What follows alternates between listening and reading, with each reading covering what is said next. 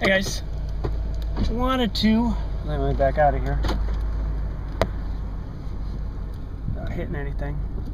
Wanted to take an opportunity to answer a question that was asked of me about the trip, so I figured I'd do it while I'm driving back from the library. Hang on a second, let me get out of here. Just to show you how quick, it's 99 degrees outside. It's like 1:45, 1 o'clock in Connecticut. I got a heat index of 105, and before I left, the thermometer in my garden in the front of the house was reading 112. It's just hot. And we got like a dew point in the 70s and humidity in the 60s or higher. It just sucks. Thought the desert was bad. This is worse.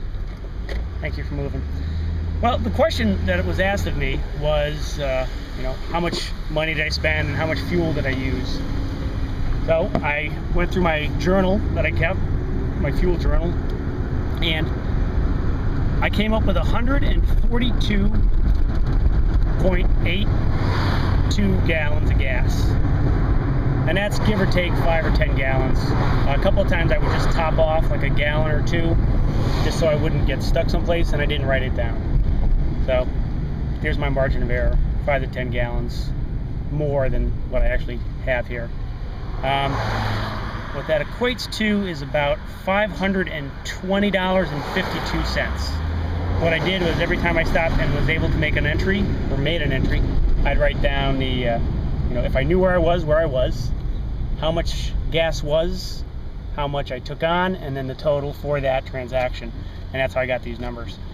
Add to that, I did one complete oil change in Escondido, minus the filter. I had the filter with me.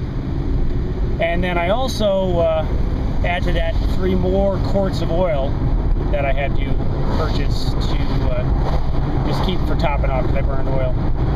If you watch videos, you know I burned oil. So that's the expense on the gas and fuel.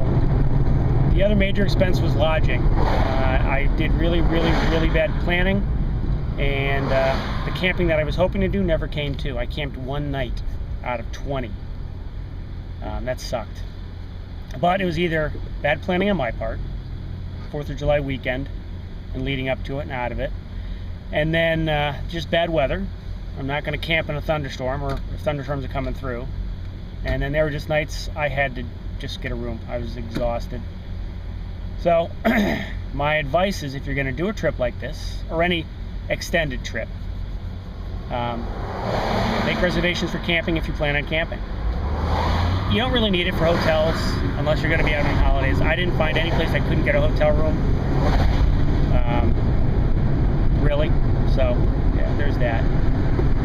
So that's that update. Haven't done anything on the bike. It's just too hot. It's been really hot. Next week it's supposed to get into the 80s and not as humid, so I'll try it then.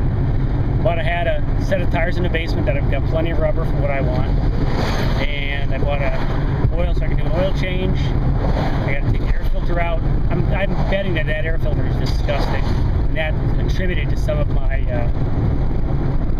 my oil consumption issues. So we'll see what that looks like, and I'll do a video on the air filter just so you guys can see whether or not it's crappy or what. So I just wanted to answer the question. That's how much. 142.82 gallons of gasoline at a cost of $520.52, plus 3 quarts of oil on the average of like $4 to $5 a quart. I bought chain lube, a small thing of chain lube. I started off with WD-40, and I found that I just wouldn't do it every day. And I'd get going and be last thing in my mind, and the WD-40 wasn't holding up to the high temps. Chain lube did, so that worked pretty well. So there's my update. I haven't decided what I'm going to do videos on, other than doing this right now. I will do a video when I do the air filter and any work on the bike, and I'll come up with something. I got some trips that I'd like to take, like day trips. I'll try that. So that's it, guys. There's your update. If you have any other questions, comments, or responses, please post them up, and I'll talk to you later.